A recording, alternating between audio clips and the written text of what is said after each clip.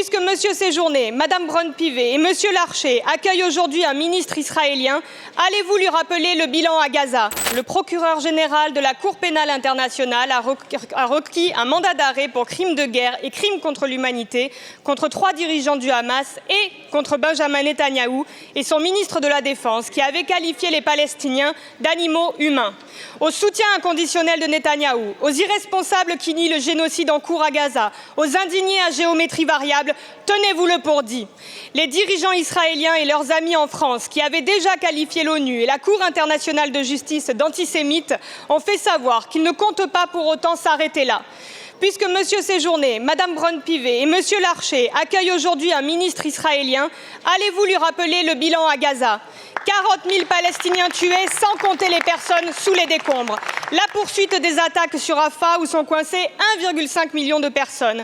Les offensives en Cisjordanie, l'aide humanitaire bloquée par le gouvernement israélien aux portes de Gaza.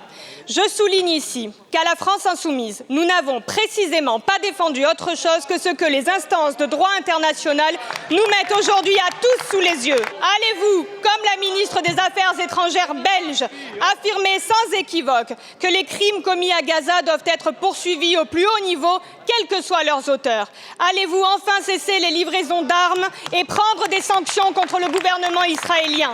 D'abord, le premier principe, c'est que la France reconnaît l'indépendance de la Cour pénale internationale. Deuxième principe, ces demandes simultanées de mandat d'arrêt ne doivent pas créer d'équivalence entre le Hamas et Israël. D'un côté, vous avez un groupe terroriste qui s'est félicité des attentats du 7 octobre, qui les a revendiqués également de manière assumée. Et de l'autre côté, vous avez un État démocratique, Israël, qui doit respecter le droit international dans la conduite d'une guerre qu'elle n'a pas déclenchée elle-même. Le troisième principe, Madame la députée, c'est la solidarité de la France envers les Israéliens et les Palestiniens. La France est engagée pour chercher une solution politique.